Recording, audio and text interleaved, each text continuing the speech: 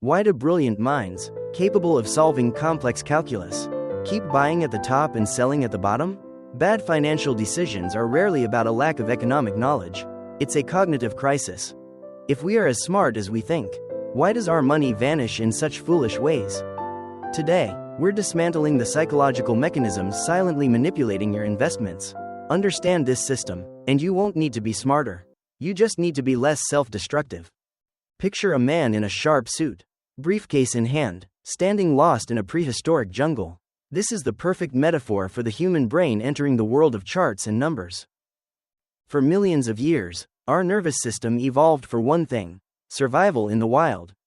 It prioritizes quick, instinctive reactions over slow, logical thought. When an ancestor heard a rustle in the bushes, they didn't calculate probabilities, they ran.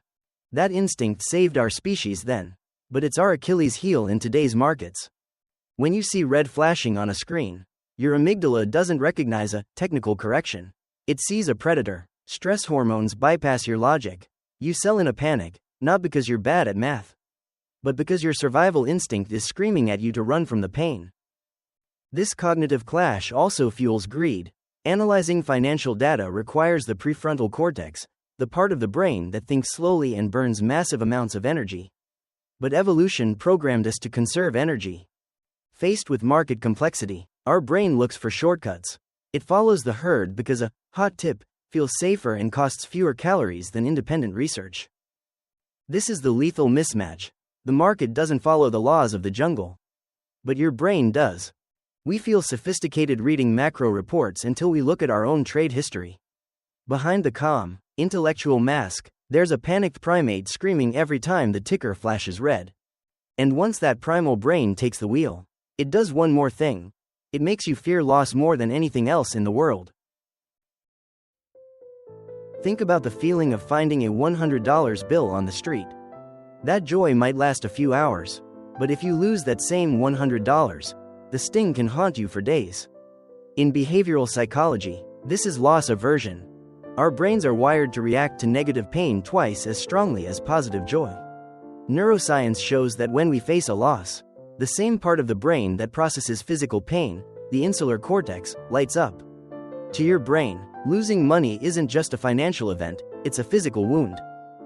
This asymmetry is why you sell winners too early and hold losers too long. When a trade turns green, your brain craves the dopamine of a win and pressures you to sell. Fearing the profit might vanish, but when you're in the red, selling means signing a formal confession of failure.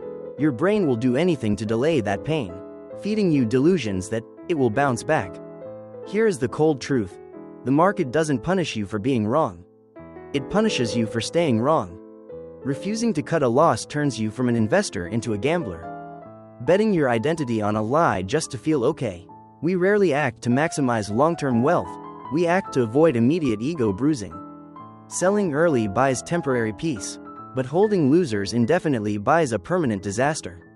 Ask yourself, are you investing for financial freedom, or just to prove you aren't wrong? If that question makes you uncomfortable, good, that's just your ego trying to protect itself from reality. You're not Mo Min.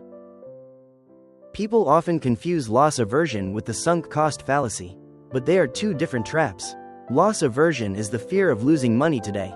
The sunk cost fallacy is the fear of admitting you lived wrongly yesterday. One is a pain of the wallet, the other is a pain of the ego.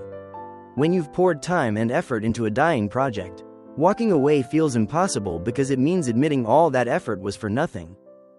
Visual storytelling, cinematic close-up, a real monkey reaching into a narrow tree hollow for a large handful of seeds. Its fist is stuck, even as a hunter approaches. The monkey refuses to let go. Primal instinct is overriding survival instinct. That monkey is a mirror for every stubborn investor.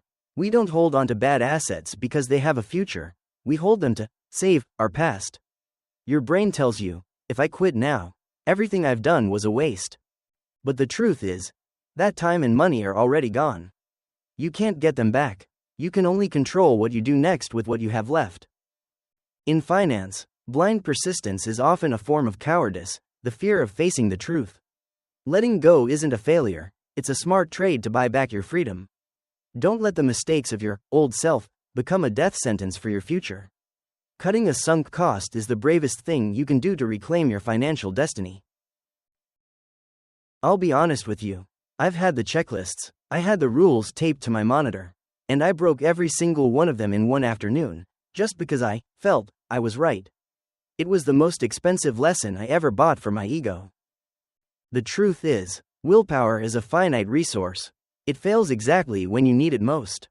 The world's best investors don't trust their discipline, they trust their systems. They build mechanical barriers to keep the primal monkey away from the controls. The first layer is pre-commitment, or the Ulysses contract, just as the mythical hero tied himself to the mast to resist the siren's song. You must tie your hands before you enter the market. Write down your exit conditions when your mind is sterile. I will sell if price hits X or if reason Y no longer exists.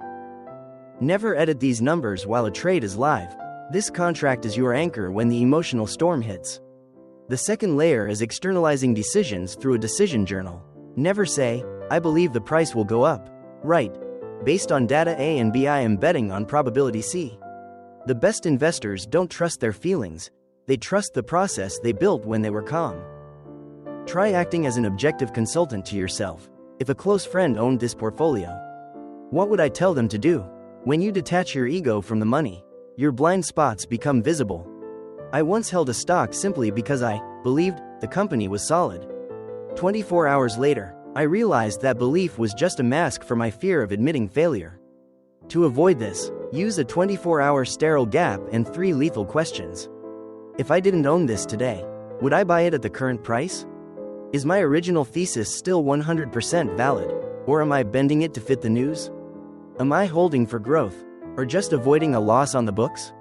If the answer to the first question is no, everything else is an excuse. Let go to protect what's left. The market never rewards your excitement. It only silently, coldly punishes it. Looking at the big picture, these glitches share one root. The fast-reacting brain is trying to do the job of the slow-thinking brain.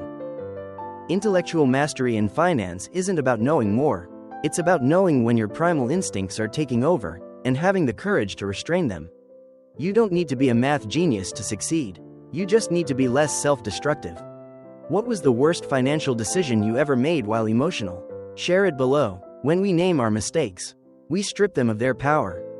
If this helped you build a better filter, hit like and subscribe. Remember, evolution built your brain to survive yesterday. Systems are how you survive tomorrow's market. Thank you for watching, and I'll see you in the next deep dive.